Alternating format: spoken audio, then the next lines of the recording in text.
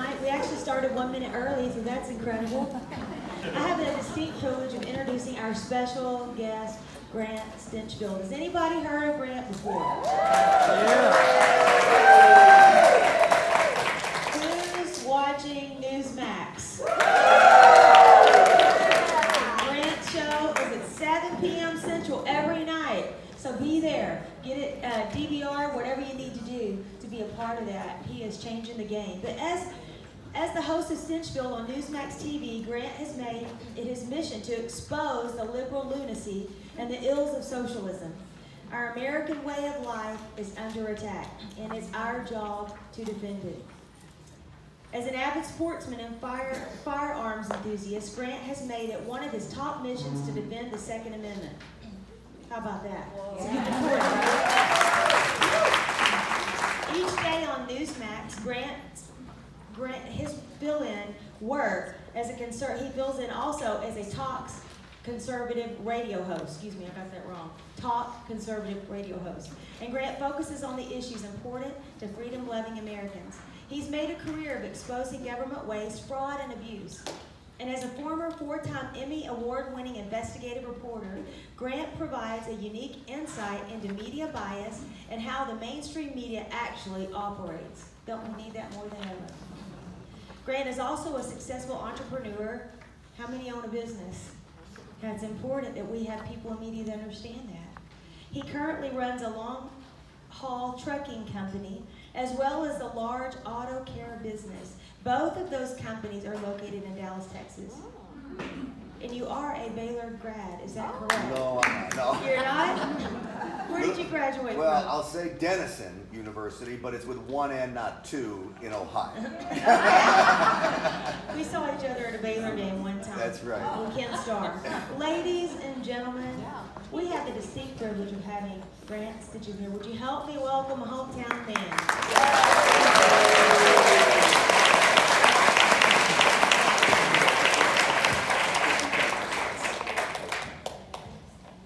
So, folks, this on? Hello? How's that? Better. So it's such a pleasure to be here. I just think like things come full circle because it was 2011. I just left Channel 5 where I spent 8 years inside the mainstream media and got so fed up with liberal bias, and I ran for Congress. I ran against Kenny Marchant in 2011, a Republican primary, and I remember you guys were in the big room and I'm standing along the side wall and I was just talking about a friend of mine was talking to Laura Leppert. She was with me like all the time with her husband Tom, and Ted Cruz was running during this cycle, and we all got to be friends. And this is such an important club. The work that you do here is just amazing. And so from the bottom of my heart, I want to thank every single one of you that is out there on the front lines, walking neighborhoods for candidates, making phone calls, and doing what you need to do to get good candidates elected. It's important. So thank you, and an applause to all of you. Somebody asked me when I came in here, you have good news for us. You know, I have spent so long trying to say that my message has to be hopeful. You know, even on the radio, we would blast and we would fire and we would scream and yell, but in the end, I always wanted it to be hopeful. Folks, I don't know what to tell you. For the first time in my career doing this in a long time, I'm actually quite frightened. I read in the paper today, the Washington Post writes an editorial, they want Newsmax removed from the airwaves. CNN yesterday called for One America News, Newsmax, to be removed from the airwaves. Now, the political persecution from the left to those of us on the right is something I've never seen before, except in maybe Russia, communist China, Iran. They kill their political foes there. Well, we haven't gotten to the point where we're killing political foes, but we're ruining them financially. We're making it impossible for them to do business. And if we don't like their message, we take them off the air or ban them from social media, block their Twitter accounts. And if that's not good enough, then we just ban the whole social media platform altogether. That's what happened to Parler. And I had Sean Spicer on my program. You remember him. He was President Trump's first press secretary. He's a fabulous guy, hosts a show at Newsmax. And we were talking about this push to have our voices eradicated. I said, Sean, with MSNBC and CNN, the way they push lies nightly, and I'm not just saying that as rhetoric, they lie to you nightly. They push this Russian collusion hoax for years, and in fact, today, Hillary Clinton still is bringing up Russian collusion. Now, I never heard Sean Spicer from the podium say, we need to take MSNBC and CNN off the airwaves. In all my days of absolutely hammering these organizations, I've never once called for their removal from the airwaves. And the reason we haven't is because we believe in freedom. I mean, it sounds corny to say, I may not agree with what you say, but I'll fight for your right to say it. Well, guess what? That still holds true for me. You know, you can lie to the American people. You know how I battle back? I battle back with the truth. They want us removed because they cannot beat us. When we argue back to them with truth, with facts, with reality, with the Constitution, they don't have an argument. So what do? Shut the argument down. You know, 1984, the book, George Orwell, is on the bestseller list right now. Why do you think that is? People are scared. There's a line, I'll probably get the line wrong, but there's a line in the book that said, the people that are oppressed don't know they're oppressed until it's revealed to them. Something like that. But it's true. So what does that have to do with Newsmax and Fox News and OAN? We reveal to them the oppression. Well, that's unacceptable to them. So now we have a whole other problem to deal with, is we've got a government that is unchecked. It's unchecked power for Joe Biden. And Joe Biden's not the president. He just appointed Susan Rice to his Domestic Policy Council. Susan Rice. Benghazi. We all remember Benghazi. She sat there and lied on Face the Nation, Meet the Press. He installed her as a Domestic Policy Council because she doesn't need Senate approval for that position. Rick Grinnell, the former acting National Defense Intelligence Director for President Trump, had said to me that she is a shadow president. That's what she will be. And she is, and I don't say this about very many people, my mom would get mad at me, but she is evil. Yeah. And I believe that, sadly, about President Obama too. Look, he moved a few blocks from the White House. What president moves a few blocks from the White House? You'd think you'd want out of Washington as fast as you can. It's because he's still in charge. So now I'll tell you, is the most important time for an organization like Newsmax, like One America News, and you know, for Fox News and its problems, they still have some fabulous voices in the evening, and I need those voices too. And we need to be loud, but they're coming after us. I was talking to one of President Trump's friends today. One of the amazing things about my job is I've gotten to be close to so many people close to the president. Though by no means am I close to the president. One of the highlights of my short career at Newsmax was him using my video at the Georgia rally. And literally I was sitting at a friend's kitchen counter and I heard my voice. I look up and there's the president staring at me on TV. And I said, holy cow, this is crazy. Watching the leader of the free world watch it for 10 minutes. But right now, what I fear for President Trump is, as much as they want Newsmax vaporized, they want President Trump vaporized. So let me ask you, who's going to stay at, well, I know you all will have the guts to stay at Trump Hotel in Washington, D.C. if you go there. Okay. But not a lot of people will. And they're targeting Republicans as they come in and out of that hotel. He's got a 100-year lease on the place. His building on Fifth Avenue, they've turned it into Black Lives Matter Plaza. They're stopping everybody who goes in and out there. Any sign of support of Trump, they go after you. He's got a, who knows how many multi-million-dollar apartment there, the whole building. How does he survive that? This is a man who's a billionaire. But I don't know how you come back from that unless he insulated himself very well. Now you have the Manhattan District Attorney in New York City investigating him. You've got the Attorney General in the District of Columbia that says they're going to file criminal charges against him and Rudy Giuliani and Mo Brooks and anybody else, including Don Jr., who had anything to say before that security breach, as I call it, at the Capitol.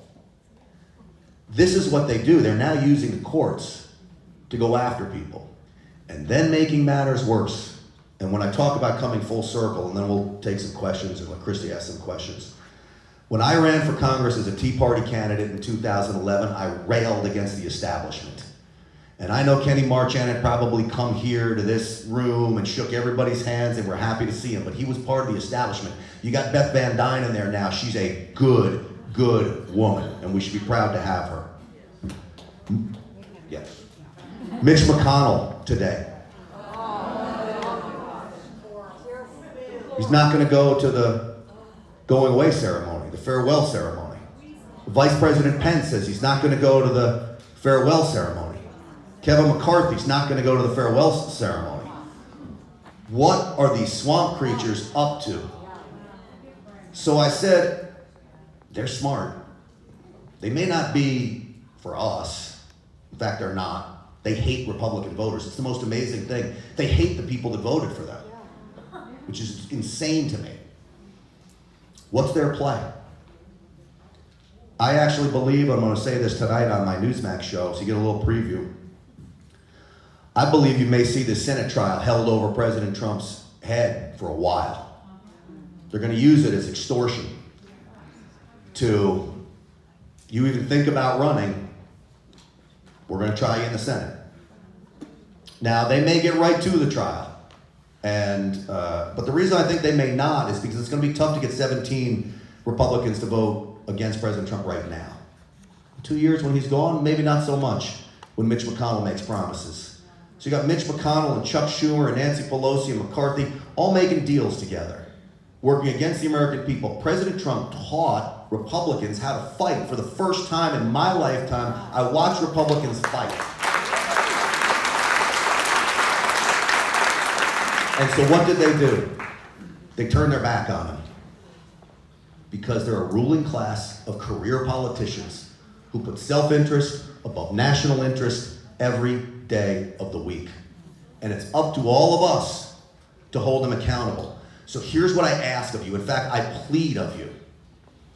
When your elected leaders come back into this room and you're mad at them about something, please do not smile at them and shake their hand and take pictures with them and say, thank you for coming to our club. Do not, and I've watched it happen over and over again. You make sure you tell them, we're not happy. What are you doing? You turn your back on us, you turn your back on the president, whatever it might be. But if you don't let them know how you feel, they will never know how you feel. And that's why it's up to us. So with that, we've got 2 years to turn this thing around. Just be strong. And your prayer was unbelievable, and thank you for including me in that. It really is humbling. Thank you. We need the prayers. We really do, because it's going to be a rough 2 years. So, with that, questions? Okay. Sure. Yeah. Let me ask a question.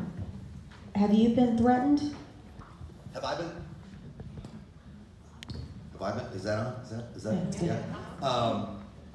Oh yeah. So when I worked at the NRA, I helped launch NRA TV. This doesn't sound as loud as that one. You guys hear me good? You hear me okay?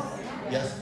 I got threatened all the time, but it never bothers me. First off, most of them are keyboard warriors, and as I text back to them, doors unlocked and the lights on. Come on. We're well protected. at my house. We're well protected right now, so. Who's got a question for Grant? Lisa. So Grant, do you think that Mike Pence is a traitor? It's a really hard question because I do believe Mike Pence is a very honorable man. And he really stayed out of the president's way. He never stole the spotlight. He was a good, loyal soldier. And Vice President Pence was put in a really hard position, coming down to the wire of you're asking him to overturn this election, which I think we could argue, well, listen. We can argue left and right about what he was called to do, send him back to the state and have the electors clarify what it was about. That's what Janet Ellis, she's become a very good friend of mine, the president's attorney. That's what she was asking him to do. Whatever you're asking him to do, it was a really hard spot to be in, and I do believe he thought constitutionally he was not in a spot to do it. I believe that's what he believed. And I do believe he's a constitutional conservative. So with that, him not going to the farewell ceremony, I don't understand what that's about. I don't think it's the right thing to do, I really don't, and so that's a disappointment, but you know what, I've been disappointed by a lot of people, and I think that's what just rips my heart out, my stomach out. I watched these state legislatures, they had it in their power to turn this around, they could have corrected it. I'm going to tell you right now, this election was stolen. Yeah. The mail-in ballots are an absolute nightmare, and think what we're up against. And again, God bless all of you, but you're in a room making phone calls, walking neighborhoods. They control social media. They can do what you all do in 10 seconds, and they can do it fraudulently by limiting what information people see, increasing what information people see. How do we compete with that? So Parler was on the way to competing with it, and they shut him down. Question. Over here, Meg. You keep mentioning the 2022 elections, but considering the last two elections that we just had, It doesn't make any difference how we vote. Unless there are changes, and what's changing? Nothing. So one nice thing about Texas is we did not accept Dominion voting systems, and we had certain things under control. The mail-in ballots is a huge problem. It's a huge problem because now you have liberals that are 22 years old, that never voted in their life, that are 30 years old, that are living in their mom's basement playing video games, that can now vote from their couch and never would have had the gumption to get up off the couch and go vote. So they've got us in numbers too here with this mail-in ballot thing if it continues. Add the fraud in on top of that, just from what you saw. Where was the fraud? In all of the major cities where they can control it. Atlanta, Detroit, Phoenix, Arizona. So, yes, we've got to get it under control. How do we do it? I don't know, but yes. Look, we are 80 million, 75 to 80 million strong magna movement. Right. No matter what, we have the numbers. And if we stay strong and start primarying and really putting up real people and get involved on our local level and hold these Republican state legislators to their feet to the fire on getting real election change laws, which we have to. We have to. We have to, and we're starting in Georgia. Brandon Beach is doing a great job there. And we've got to hold people. We are 75 to 80 million strong. Use that power. Well, so that's what I say. When they come here to court your vote, you have to be strong to them. And they've got to do it in Georgia, and they've got to do it in Michigan, and they've got to do it everywhere. So they do have to get it under control. It's going to be up to these state legislatures to do it. But don't ever get to the point, and I mean this, that you say, I'm not voting. Okay? Now, I didn't want to talk about this, but I'm going to, because I am steaming mad, and I know a lot of you probably love the guy, but I'm steaming mad at Lynn Wood. He went out there and he said, don't vote. And as Ted Cruz said, The only people I know telling Republicans not to vote are Democrats. And I'm telling you, I think that is a wolf in the henhouse. So, he may have cost us, Georgia. It was 12,000 votes, and he told people not to vote. Please, whatever you do, no matter, you don't vote, that means you give up. But one thing we don't do, we don't ever give up, ever. And that's way more, we have way more passion than they do, I promise you. Well, I was gonna actually ask something else, but I don't need a microphone. You know, as far as not voting, I'm from California, and I do not believe that Nancy Pelosi has won each and every time, but those people go and they vote for her, and their votes don't matter. So you can gripe and yell, but they don't need to answer to their constituents, because we don't have free and fair elections.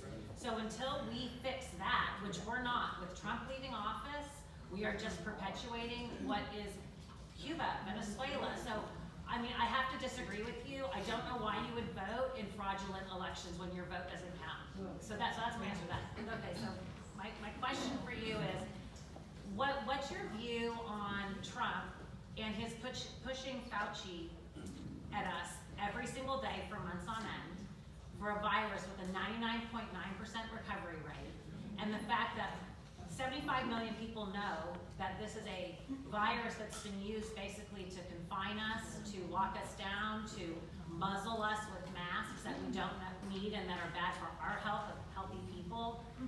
Why is Trump pushing a vaccine, which is, I mean, proven to be dangerous at this point, and pushing this false narrative about a virus instead of encouraging a 75 million people to go live freely? Well, you missed the biggest use of the virus, and it was exploited to win an election. Oh, yeah. And that's what the mail-in ballots were about, and that's what the virus was about. I do believe that President Trump was sincere in his desire to bring a vaccine to save people's lives. I have no doubt about it in my mind that he thought it was the best thing and the best path to go through. I also do believe he thinks that the virus is a hoax. I call it a hoax on the healthy. If you're healthy, you're not dying from this virus. My son is 11 years old here. He's a healthy young boy. He's got to have a screen up, a plastic, right, buddy? A plastic divider at school. Yeah, it protects you from spitballs, but I don't know what else it protects you from. They have to carry it classroom to classroom. Yeah, carry it classroom to classroom. My fiance Amy and her mom Susie and Mary, her friend, are all healthy. They're not going to have a problem with this virus. Now, if you're a cancer survivor or you may have a problem. But it's a hoax on the healthy. Don't make me stay home. But the president was put in a tough position because my sister came from Ojai, California, and she's a California conservative. So she's not a hardcore conservative like her brother is, but she's a California conservative, and I'll take that in California. She comes with us over Christmas, right? And she says, man, it's like COVID doesn't exist here. Everybody's hugging each other, shaking hands, going out to dinner. And I said, hallelujah, welcome to Texas. So most of the country don't experience what we're experiencing. They don't know this exists. My parents are shut-ins in New York. They are afraid of it. Well, my dad is, thank God, he's recovering from prostate cancer, and he's fine, but, you know, so he's got reason to be concerned. They're inside all day. There's no restaurants you can go to. There's no place you can go. They're like literally depressed, and they're not old. They're 72, 73 years old. That's young these days. That's the new 50. Right? Yes. Thanks. I heard that Trump was opening up a new media broadcast, a new platform, something.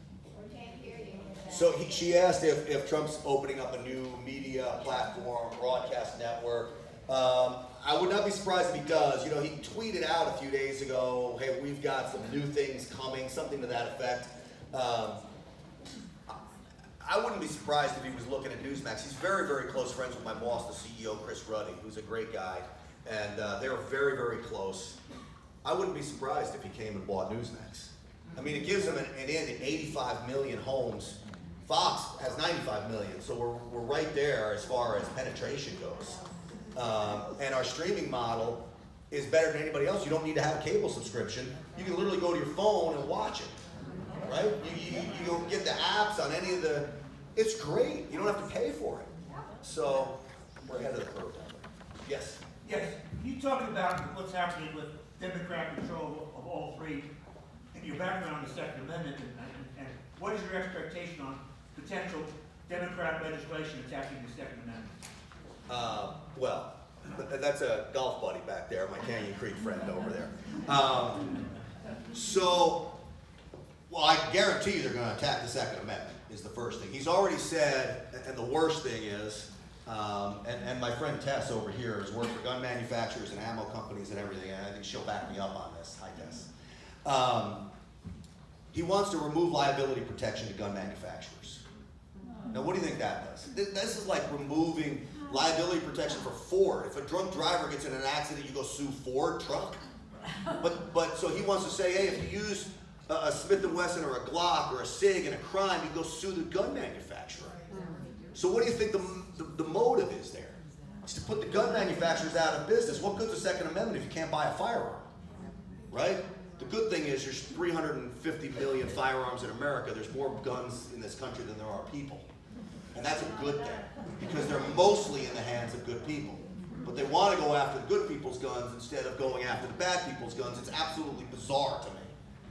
They do not go after criminals. Look at Chicago, look at New York. They have the strictest gun laws, and they're letting them back out of the streets.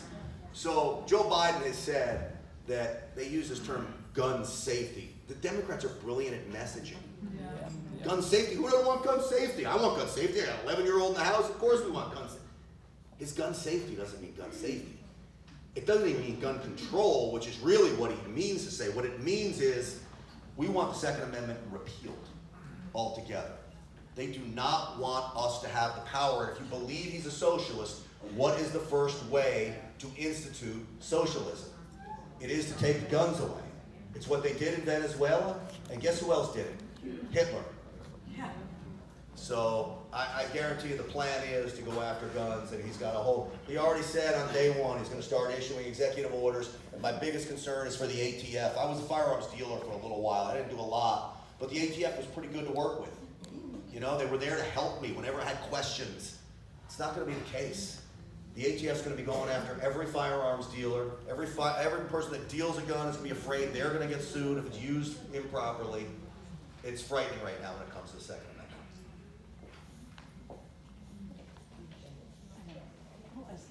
Yes, go ahead. How do you know you're getting truth? Like, I know you probably have some original sources that you've learned to trust, but you've probably seen those reels where it shows the local news in 50 different cities saying the exact same thing. Yeah. So those reels are true, because what that is that's a company. I don't know whether that was Sinclair Broadcasting or not, but they had their anchors in each city do the same type of deal. My biggest concern is that you should see the emails that I get every night of wild conspiracy theories. Okay? There's nothing wrong with investigating them. Heck, they might even be true. But you've got to investigate them before you go sending them to all your friends. Okay? And if it comes from a website that you've never seen before, and it's nowhere else to be found on the internet, and it is the most blockbuster news in America, do not think you're the only person that just found it. It's probably a conspiracy theory. And I'm sure we could list off, we've probably all seen the ones flying around now. If any of that stuff was true, do you not think that President Trump would have acted on it, would have had somebody act on it? Yes. And so I don't know what people's motivations are except for clickbait. So you really just got to deduce, you know, and working in media, you try to find the most reputable site you can find, and then start asking what is their motivation. So even if you go to, say, Channel 5 that I worked at, NBC5, well, they're reputable in that they're media, but what's their motivation for a story? And I'll give you an example. I saw a story that I'm going to use a little bit of on the show today. It was from the NBC station in Washington, D.C., and it was about the Attorney General in D.C. that I said was going to, this is the D.C. Attorney General, going to go after President Trump. It says, I-team investigation, okay? They interview the Attorney General who wants to go after Trump, and the next person they interview is Hakeem Jeffries, a left-wing congressman who is wildly partisan and hates President Trump. And that's it. They could have called me. I would have given them comment. There's plenty of people you can comment on why the president should not be charged. That's an I-team investigation. Now, I was an investigative reporter. The first thing you learn is tell both sides of the story. Try. At least give it the old college hurrah. They're not even doing that anymore. So you've got to watch these stories and then ask, well, what's the motivation? I have one more question, Yes, sorry. of course, you're the president. 25,000 troops in Washington DC. I mean, and they're almost setting it up to expect an assassination and blame it on Trump people. I mean, the way they bring these narratives that our National Guard are white men who are, Well, you know, for the president and don't like Biden. I am a firm believer, and I hope and pray that I'm proven wrong tomorrow, that there's not going to be any violence. I don't see that that's what conservatives really do. This thing at the Capitol was a disaster, but I don't believe that conservatives are going to enact in violence. The 25,000 troops is all for show. The Democrats are all about optics, but it sure as heck doesn't look like a president being inaugurated by the people, and you need 25,000 troops there. Tonight I call it an installation of a president. It's not an inauguration, it's an installation. It's not a president, it's a dictator. Well, there you go. There you go. Yes, in the back. How do we combat all the immigrants we expect to come? Yeah. What, I couldn't hear you. All the immigrants. How do we combat all the Oh, immigrants? well,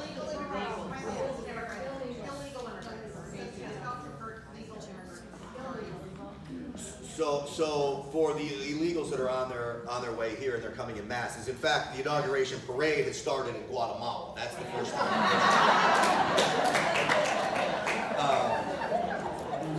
You know, I'm glad we can laugh about it, because there ain't gonna be nothing to laugh about here in the next few weeks, right? But it is, humor is actually really important when you go through tough times. You have to just like take a step back and laugh sometimes when you can. But it is sad. I mean, he's basically calling them in. It's a big giant whistle for all of them to come. He's asking to give them amnesty. All the hard work President Trump has worked for. We've built 450 miles of a wall. Would I like more? Yes. Though Mayorkas, this is another horrible DHS secretary that he's offered up, said he's not ruling out taking down the wall. They don't care about our tax dollars, apparently, at all. Yes. I have a question. What's your opinion on the next 2 years to 4 years on our State Department, our foreign policy, in the Middle East now with the Biden administration? Well, I'm frightened by all of it. The State Department was never very good, even under President Trump. The State Department is filled with career bureaucrat liberals, even more than other agencies are. And really all of government in Washington is filled with liberals, because who loves big government? Liberals do. So they go to work from the bigger the government, the more power they have. But Joe Biden is going to roll back everything President Trump did. You know, our enemies for the first time were afraid of us. Ronald Reagan got the hostages back like almost immediately when he took office from Iran. Why was that? Because they were afraid of what he would do. President Trump got 55 hostages back. Why? They were afraid of what he was going to do. And the truth is, they probably thought Trump was just crazy enough to push the button. And that's a good thing. Right? That's a good thing. So we had our enemies afraid. We defeated ISIS. We had our allies paying their fair share with NATO. And all that's going to be kiss it goodbye. Kiss it goodbye. And so the United States will be hung out there alone, paying for everybody else's security. And you'll watch terrorism go on the rise. You'll get Iran get a nuclear weapon. North Korea is going to do what it does. So it's scary. Yes. What do you think about the farmland or the acreage that's being purchased by foreign countries? Specifically, And Bill Gates. And Bill Gates. And specifically, well, so I do believe water is the new oil. I do believe water is going to be a very, very precious commodity in this country. The farmland, I know the Chinese are buying up a lot of property. They already own a tremendous amount of property in the United States. All of this is things we need to keep our eyes on. And Joe Biden, we haven't even gotten into that. That's a whole other hour I could get into with Joe Biden's ties to China and the mainstream media ignoring it. He would not get a security clearance. You understand that? With what he has evidence of, not even facts, not even anything proven, the evidence of what he has with ties to China and what his son has done, he would not get a security clearance with the United States in government. And he's going to be president of the United States. So the media is the culprit, the mainstream media. So the media is part of it. It is certainly part of their tool that they use for power. Yes? With the cancel culture as it is now, and with people wanting to donate to the right organizations in order to promote good Republicans, now with what some of our leaders are reversing on, like Kevin McCarthy, Mitch McConnell, how are we to know which are the best organizations to support when that time comes? So, even when it comes to the media, the same thing. I would seek out people that you trust and talk to them about organizations to support, which are good ones, which are bad ones. I always say when it comes to supporting candidates, go directly to the candidate's website. Directly. Really, it goes for almost any charity. People will call and raise money for the Red Cross, but I'd rather you go directly to the Red Cross and give them money, or whatever, the SPCA down here in Dallas, whatever it might be. New Friends, New Life, great organization. Give directly to their organization rather than going through a third party. And so you can ask when people call on the phone, you can ask how much goes to the organization. Are you with the organization directly? They have to answer you, but I would still do your research, and especially when it comes to politics and political candidates. Go directly to their website and donate directly to them. One more question. One more question. I'm gonna ask another one if I can. Okay, that's fine. Okay, now that you've had your own TV show, you probably have more name recognition than when you ran in 2011. Yes. My question is, would you run again, because we're looking for a new governor in 2 years?